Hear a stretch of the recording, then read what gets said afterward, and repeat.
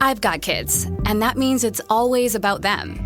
But I need support too. That's where Ollie comes in. With their delightful, hardworking gummies, my partner and I can actually get a good night's sleep, so we'll both stand a chance of managing our stress responses. Even when the kids are doing parkour in the living room, discover Ollie vitamins and supplements. These statements have not been evaluated by the Food and Drug Administration. This product is not intended to diagnose, treat, cure, or prevent any disease. Today on CityCast Philly. According to a recent report from Generations United, a nonprofit focused on supporting grandparent-led families, 17,000 children in Philly are being raised by their grandparents. For caregivers, taking on this role can be legally, financially, and emotionally challenging. I'm speaking with a journalist about the needs of families and why it's becoming more common in the city. It's Monday, March 4th. I'm Trinae Nuri, and here's what Philly's talking about.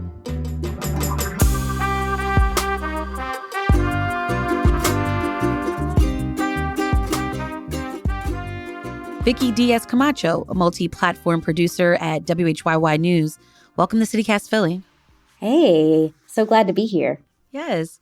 First, I gotta say, shout out to all the grandparents out there. After reading your story and kind of from the stories I've heard from friends over the years, there's such a beautiful connection between children and their grandparents, or adult and their grandparent, who sometimes, have to step up to the plate and become caretaker and help raise their grandchild or grandchildren. Are there specific causes why more grandparents are stepping up to the plate as primary caretaker for children in Philly?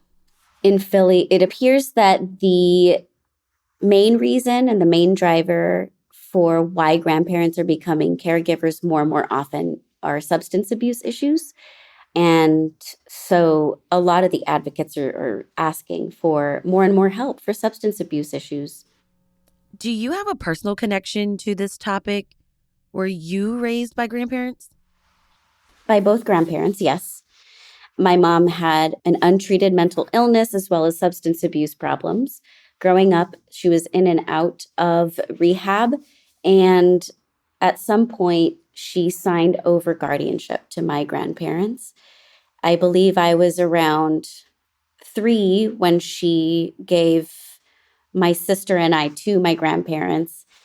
This personal connection, it drew me to the story initially, and I also wanted to learn the other side of the issue because having been that child, I never understood why I couldn't have certain things, why there was so much stress in the home, because children feel that stress.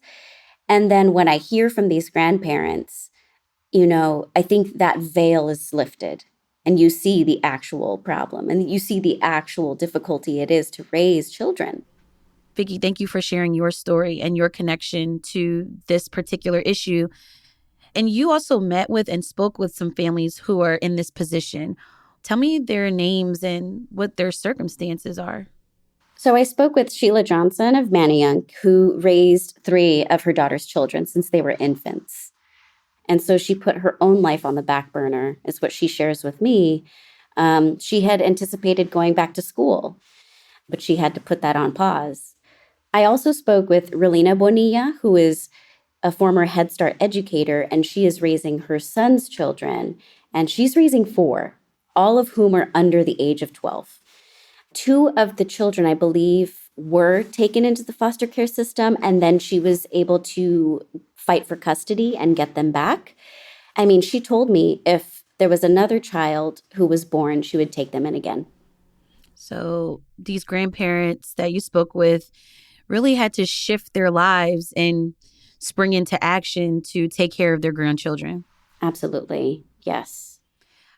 Vicky, before we move on, the families that you spoke with for this story, has anyone told you what it's like for the children or the grandparents trying to reconnect with the parent of the child? Yes. That is a really hard reality for a lot of the children. For Relina Bonilla in particular, she says they live in the Kensington area. And the kids, when they go to church, will sometimes see their mom, who is currently unhoused, and she's, struggling with her substance abuse. But the children who are maybe 7, under 10 years old, they'll see her from time to time. They don't know what to do. Do they approach her? Do they say hi? Or do they stay back? That's a really difficult, reality for a child to face. One that I empathize with, having seen that face to face myself. For some children, it's also a story of redemption. So in the same family, the Bonillas, her son was able to recover, and he's in recovery right now. And the children are able to see night and day his recovery and his progress. And he's going over to the house, playing with them, engaging with them, reading them books. And so they're rebuilding, is what Bonilla has shared with me.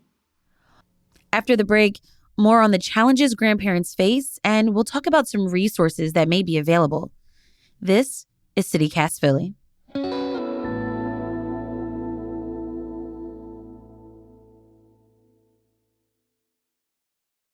Does Monday at the office feel like a storm? Not with Microsoft Copilot. That feeling when Copilot gets everyone up to speed instantly? It's sunny again. When Copilot simplifies complex data so your teams can act, that sun's shining on a beach. And when Copilot uncovers hidden insights, you're on that beach with your people, and you find buried treasure.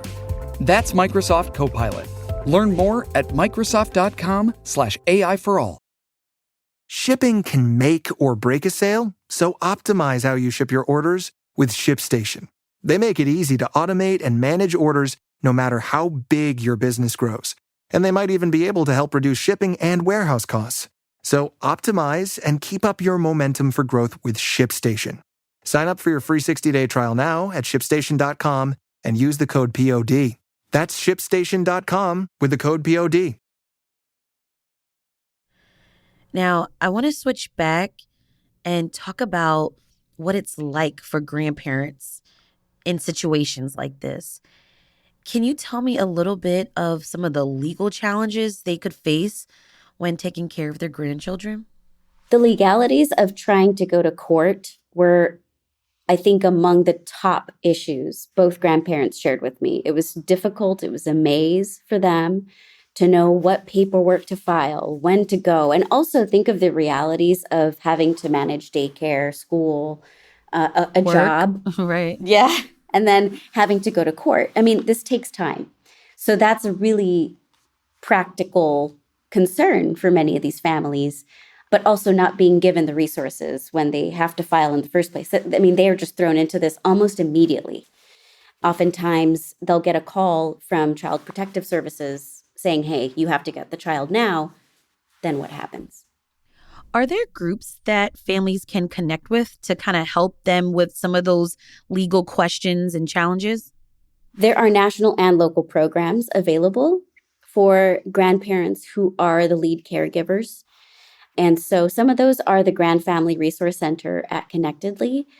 That organization has been around for more than 40 years in Philadelphia, but oftentimes the families have no idea that it exists. So they want more and more folks to realize that, hey, we're doing information sessions, providing mental health support, network groups for the grandparents, as well as legal advice. There's also at Temple University's Intergenerational Center, Family Friends. That's another one that Sheila Johnson highly recommended. And then the other one would be Together as Adoptive Parents, or TAP. Great. And we'll have links to those organizations in our show notes. I want to also talk about finances. They are really important, and it could be a major shift if you get that call and you have to hurry and get your grandkids. Raising kids is a lot of money. How are Philly grandparents handling this? That is a great question. And I think this really speaks to the diversity of family makeup, right? We don't know if some are on Social Security income, right? Are they on retirement? Are they working? A lot of folks, I think, have continued to work beyond the typical retirement age to take care of their families, which, if we think about it, if you're 65 or 70, you're ready to retire. You might have very limited savings, but you're using those savings to take care of the children.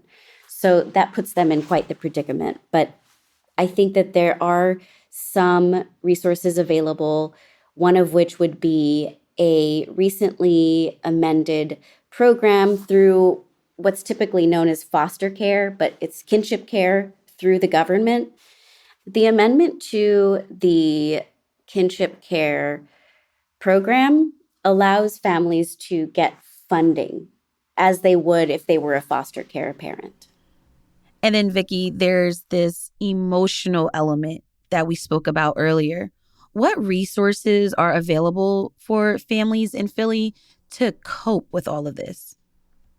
Peer support groups are everything.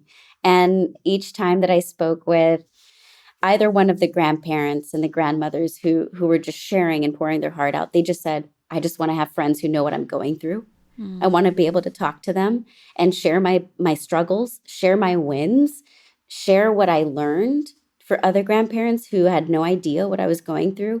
There's just this need to connect for folks. I think that all of us can relate, because when we feel isolated from a group because of our situation, say, for me, I was raised by grandparents. I didn't have other peers who understood what I was going through. I felt really lonely, right? You can think of that as a child. Think of that for an older grandparent who is already in a different phase of life. So I think it just requires a lot of networking and community support.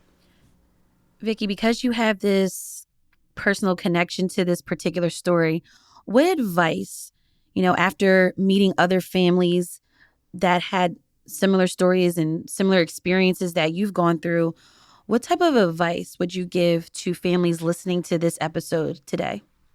My best advice is to be so gracious with yourself and with your grandparent.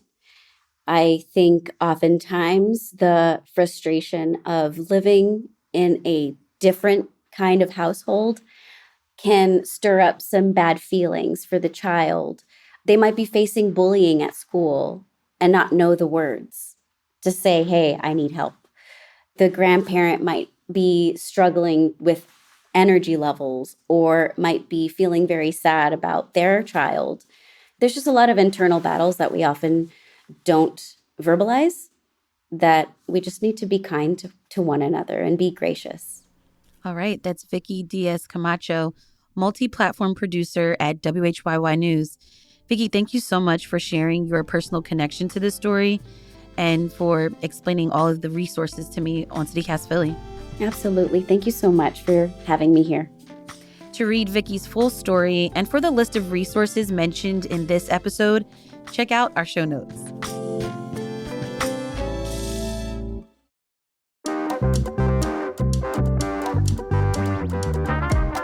That's all for today here on CityCast Philly.